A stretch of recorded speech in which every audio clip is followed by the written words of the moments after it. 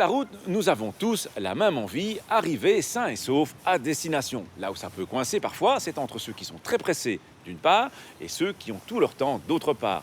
Seule solution, soyons cool et aussi faisons preuve de courtoisie mutuelle. Mais y arriverons-nous toujours? C'est difficile. Oui. Non, moi personnellement, non, jamais. D'être cool. Ouais. Toujours. Mais et les autres, vous en pensez quoi par contre? Des gens qui font pas attention ou qui respectent pas. On reste sur la bande centrale de l'autoroute. C'est les gens qui ne respectent pas le code de la route, qui vous dépassent par la droite. Les gens qui sont au téléphone, il y en a de plus en plus. Les gens klaxonnent au moindre... si on démarre pas au feu rouge après 2 secondes ou quelque chose comme Les ça. gens distraits, qui font des bêtises et qui permettent encore de se fâcher parce qu'ils ont fait eux-mêmes la bêtise mais ils ne le comprennent pas.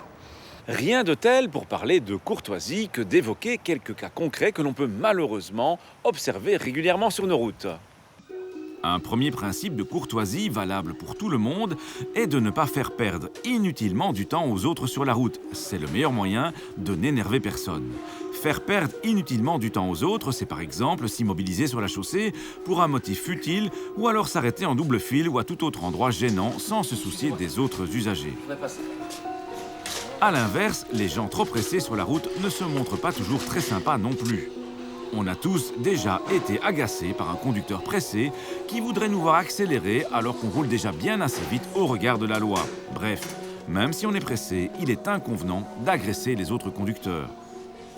Quand une file s'est formée, un conducteur courtois ne va pas essayer de brûler la politesse pour passer devant tout le monde, que ce soit en faisant semblant d'aller dans une autre direction ou en utilisant une partie de la chaussée qui est interdite à la circulation. D'une manière générale, respecter le code de la route est déjà la première des courtoisies. Cependant, le code de la route ne donne pas de solution satisfaisante dans toutes les situations qui peuvent se présenter sur la route. Par exemple, face à un carrefour encombré, il peut être courtois de céder volontairement le passage à un autre usager pour permettre à la situation de se débloquer ou pour donner une chance à un usager non prioritaire de parvenir à s'insérer. Et face à un tel comportement courtois, un petit geste de remerciement sera toujours le bienvenu. Enfin, la courtoisie, c'est aussi respecter les emplacements de stationnement prévus pour d'autres. En ville ou dans les parkings de grande surface, des emplacements sont prévus pour les livreurs, les jeunes mamans et surtout pour les véhicules transportant des personnes handicapées. Ne les occupez pas si vous n'y avez pas droit. La courtoisie sur la route, c'est un petit peu comme une goutte d'huile dans les gonds d'une porte. Ça permet de la fermer sans grincement et avec plus de facilité. Et pour rouler courtois, il faut éviter de prendre la route, il faut plutôt la partager. À la question de la semaine dernière, il fallait répondre que ce signal indique un hôtel ou un motel. A gagné cette semaine un lecteur MP4 Lenco.